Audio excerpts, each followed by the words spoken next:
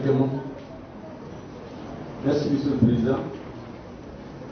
Je crois que l'essentiel a été dit. On va juste donner quelques compléments d'analyse pour bien éclairer les Maliens. Vous avez un proverbe qui dit qu'il n'y a pas de bon vent pour celui qui ne sait pas où est-ce qu'il va. Deuxièmement, l'actuel chef de l'État avait été élu en 2013 sur la base d'une réputation. Vous savez qu'en politique, la réputation seule peut faire gagner quelqu'un. Ce n'est pas parce que son programme était meilleur à celui des autres.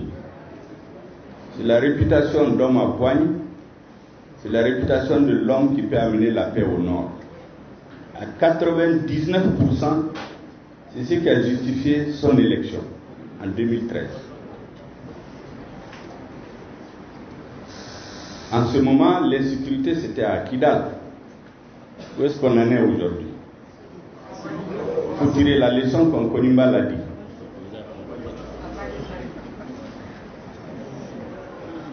La communauté internationale et les pays amis du Mali ont beau dire qu'ils vont nous aider, il ne faut pas se tromper. Il n'existe pas dans l'histoire de l'humanité un pays qui a été libéré uniquement par l'extérieur. L'extérieur vient aider un peuple qui se bat pour se libérer. Il l'aide à faire aboutir son processus de libération. Lorsque celui qui est en danger lui-même, notre peuple qui est en danger, ne donne pas l'exemple par le comportement de ses dirigeants, les uns et les autres viennent d'en parler suffisamment. La malgouvernance avec toutes ses implications dans la gestion de l'armée. Lorsqu'on est dans une telle situation, la communauté internationale a beau s'engager, on a beau inventer des opérations, que ce soit Serval, Barkhane, Takuba, je ne suis pas sûr qu'aussi longtemps que les Maliens ne comptent sur leurs propres forces, sur leurs propres forces armées, qu'on va retrouver le bout du chemin. Les pays européens donnent l'exemple, tout le monde est dans l'OTAN. Est-ce qu'il y a un pays qui s'assoit pour confier toute sa défense à l'OTAN? Chacun développe son armée, chacun développe ses stratégies pour défendre son territoire. C'est ce qui nous manque cruellement au Mali. C'est ça la triste réalité. Vous savez, souvent au Mali, lorsque les discours se tiennent, il y a beaucoup d'analyses qui se précipitent pour dire qu'il y a eu du nouveau. Quand on a entendu le discours du chef de l'État le 4 novembre passé, il y a des commentateurs, notamment internationaux, qui disent qu'il y a un changement de stratégie, qu'il faut être plus offensif. Je voudrais rappeler aux uns et aux autres que c'est dans cette salle, en 2015, qu'un ancien ministre de la Défense qui cherchait à être Premier ministre a fait un exposé ici avec des tableaux devant les journalistes pour expliquer, en tant qu'expert militaire, disait-on, que le grand problème de l'armée malienne, c'est qu'elle est statique. Il faut qu'elle passe à l'offensive. C'est en 2015 que ça a été dit dans cette salle, par un ancien ministre de la Défense devenu Premier ministre quelques années plus tard. Donc ce n'est pas une idée nouvelle. Je me rappelle en cette période, celui qui faisait office ministre de la Défense, il a même répliqué dans la presse en disant qu'il les laisse travailler. Que ce n'est pas à lui de leur dire ce qu'il faut faire. On n'a pas besoin d'attendre d'avoir des milliers de morts civils et militaires pour dire que la meilleure défense c'est l'attaque. On n'a pas besoin de ça. Donc il n'y a rien de nouveau, rien du tout. Mais les commentateurs ont pris pour dire oui, il y a une nouvelle, il y a un changement dans la stratégie. Mais il n'y a rien du tout. On n'avait pas besoin de ça pour passer à l'offensive. Une armée qui gagne, c'est une armée qui prend l'initiative, qui garde l'initiative, qui passe à l'offensive. Aucune armée n'a jamais gagné en s'asseyant et en se laissant attaquer. C'est pour dire qu'il n'y a rien de nouveau par rapport à ce soi-disant changement de stratégie. Nous avons aussi entendu qu'il faut améliorer les conditions d'engagement de l'armée. Certains ont dit que c'est une nouvelle approche. Je voudrais rappeler aux uns et aux autres que quand vous partez sur la page Facebook des FAMA, vous avez un slogan qui dit clairement: quand on met les FAMA en mission, on leur donne les moyens. On n'avait pas besoin d'attendre. Ça, c'est le slogan des FAMA sur leur page. Donc il n'y a rien de nouveau. Mais les gens ont applaudi. Il y a des turiféraires qui ont applaudi. Il y a des journaux qui ont fait des éditoriaux pour dire qu'il y a eu des changements. Mais il n'y a rien de nouveau. Mieux, à l'occasion du 22 septembre 2017, le chef de l'État disait, je cite: quand je pense à l'armée malienne, à ces braves hommes sur le terrain sans couverture aérienne, c'était pour moi une tragédie, un drame. Ça, c'est à l'occasion du 22 septembre 2017. On est en 2019.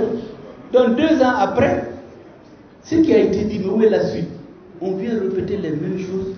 Et il se trouve des commentateurs, des grands analystes politiques qui disent qu'il y a vraiment du nouveau maintenant. Mais il n'y a rien de nouveau.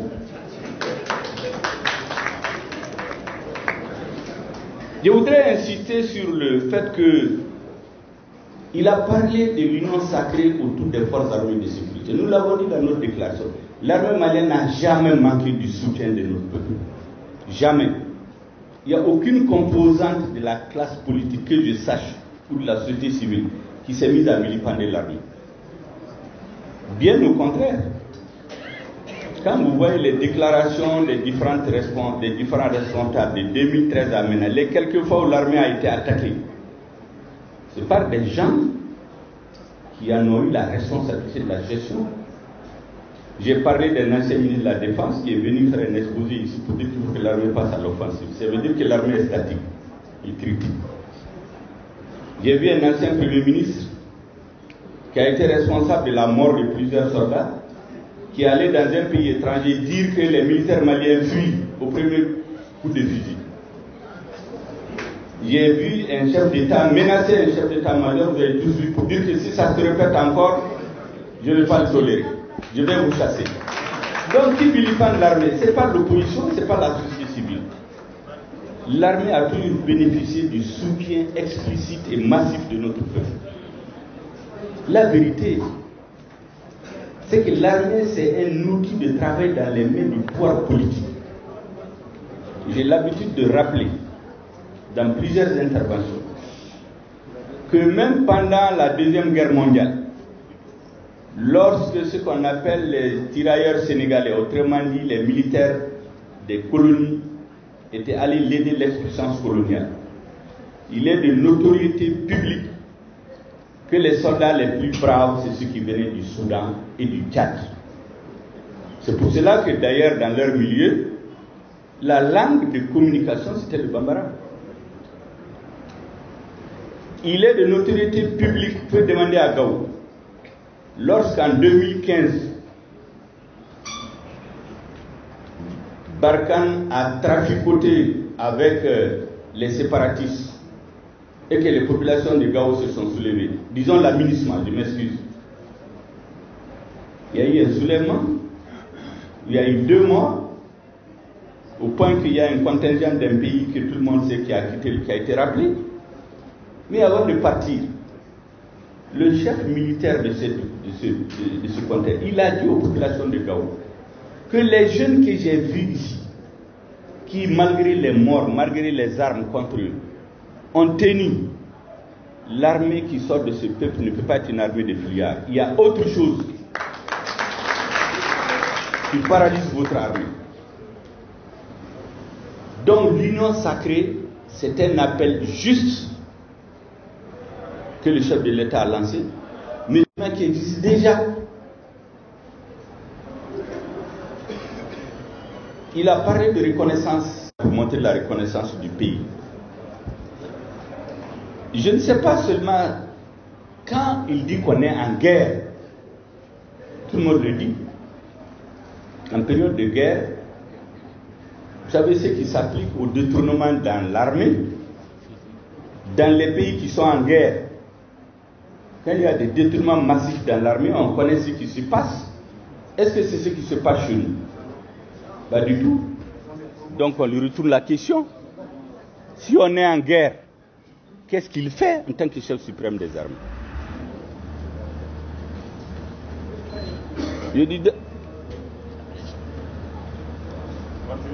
Alors, je disais donc, si on est en guerre, qu'est-ce qu'il fait? Ensuite, on coupe le courant. Ah oui, il paraît que si on est en guerre, on coupe le courant. Mais mieux, je fais peut-être une digression. Si on est en guerre, est-ce que vous avez jamais vu un pays en guerre qui change sa constitution pendant qu'il est en guerre? Donc c'est une question que je pose. Elle n'est peut-être pas à propos, mais ça permet un peu de parler du sujet qu'il a abordé le dernier, parce que le dialogue national inclusif, sa finalité, on sait que c'est la révision de la Constitution. Or, c'est lui qui dit que le pays est en guerre. Voilà quelques éléments que je voulais ajouter aux réflexions qui ont été données par les uns et les autres. Merci bien, M. le Président.